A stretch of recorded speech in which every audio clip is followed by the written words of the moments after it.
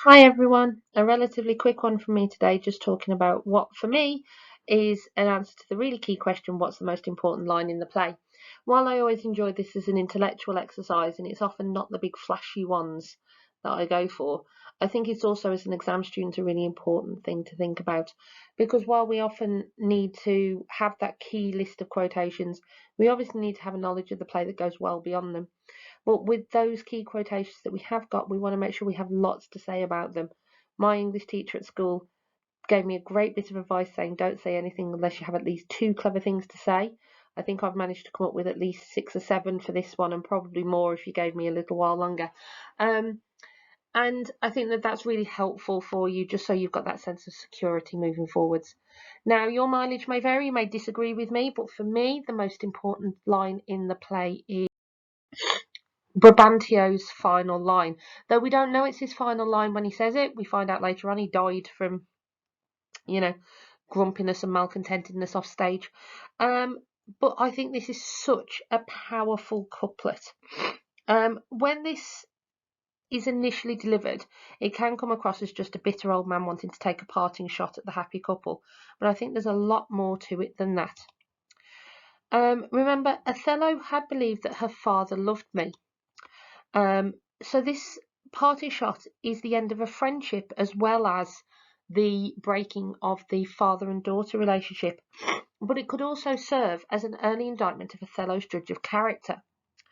Um, Othello seems to have misunderstood his relationship with Brabantio. We'll see he's misunderstood his relationship with Iago, with Desdemona, with Cassio, all sorts of people along the way. But either way, it's bitter evidence to Othello that their marriage will not be as accepted as they may have hoped once the deed is done. It's clear that not everyone in Venice is going to accept this relationship between the Moor and the daughter of a senator.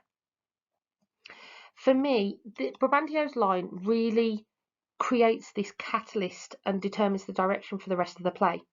Remember, Iago is on stage at the time this line is delivered. He hears this dire warning of Desdemona's faithlessness. Perhaps this is his inspiration moving forwards. Before now, his plan had seemed rather aimless, and it's only at the end of this scene that he begins to put his monstrous plan into action when he hears this parting shot from Brabantio. However, it's also such a symbol of the patriarchal society that these guys are living in. Desdemona is now Othello's problem, and Brabantio clearly draws a line between a wayward daughter and a wayward wife.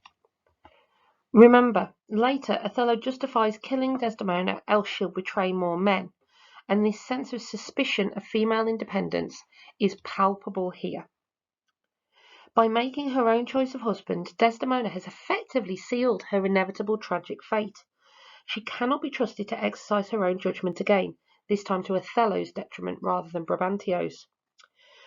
The way that Brabantio offers this advice to Othello is fascinating. Despite his abhorrence of the Moor, and we'll deal with his racist response to the marriage in the main videos, he is still a fellow man, and so merits some sort of consideration on that man-to-man level. The importance attached to female obedience is emphasised, though obviously Shakespeare's canon relies on women ignoring their fathers, equally in comedies and in tragedies. And the rhyme draws our attention to it, so we know an important point is being made.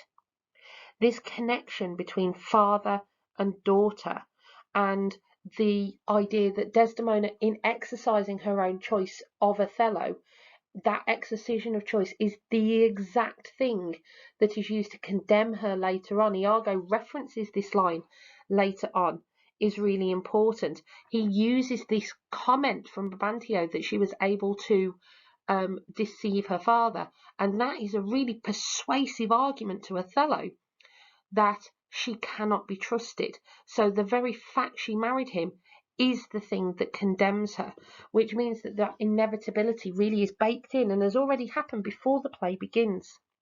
Remember, Desdemona is also on stage at this point, but her disobedience now makes her beneath her father's notice. Another example of how the misogyny of the society is perhaps even more ingrained than the racism. I think this is a perfect quotation for a closed book exam. It hits plot, character, key themes, and the rhyme makes it memorable, which is always really helpful.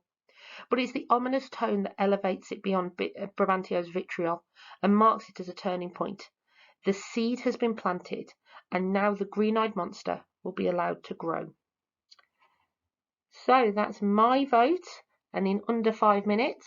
Be really interested to know what you think, but having those choices and playing those out is a really important revision tool that you can use as you prepare for your exams. Thanks, everyone.